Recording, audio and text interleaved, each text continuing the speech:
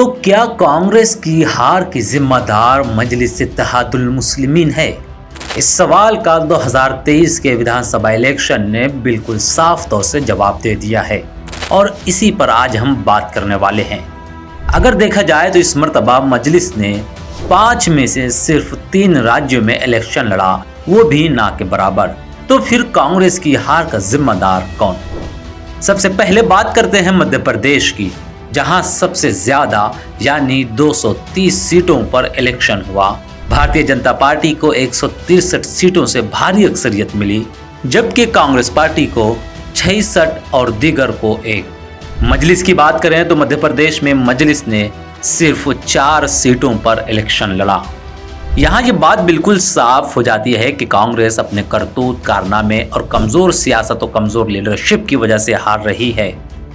लेकिन हर बार अपनी नाकामी का इल्जाम किसी न किसी को दे दिया जाता है। मध्य प्रदेश में कांग्रेस को मुंह की खानी पड़ रही है, वो अपनी नाकामी का इल्जाम किसे दे, इसलिए मजबूरन अपनी पार्टी के ही लीडर कमलनाथ पर सारा इल्जाम रख दिया गया।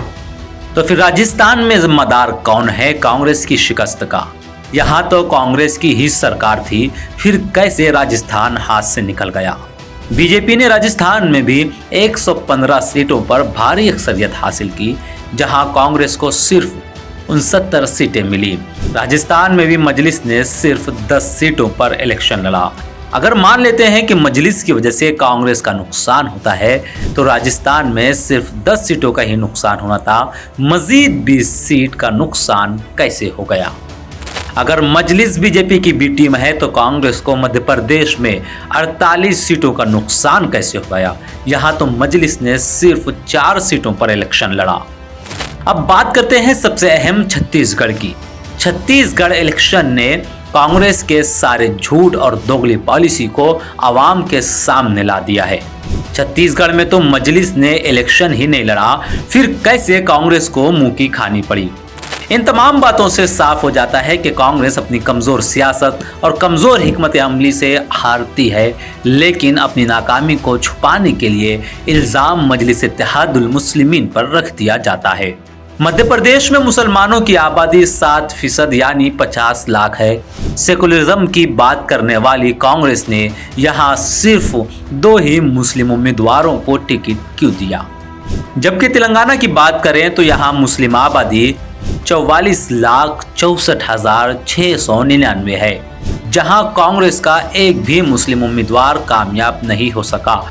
जबकि मजलिस की बात करें तो इस पूरे इलेक्शन में तेलंगाना ही वाहिद रियासत है जहां 7 मुस्लिम उम्मीदवार भारी अक्सरियत से कामयाब हुए, और ये तमाम 7 उम्मीदवार मजलिस इत्तेहादुल मुस्लिमीन के ही हैं। दरअसल कांग्रेस पार्टी भारतीय जनता पार्टी का दूसरा चेहरा है, जो मुस्लिम लीडरशिप को खत्म करना चाहती है। यही वजह है कि बार बार मजलिस को निशाना बनाकर मुसलमानों को गुमराह करने की कोशिश की जाती है।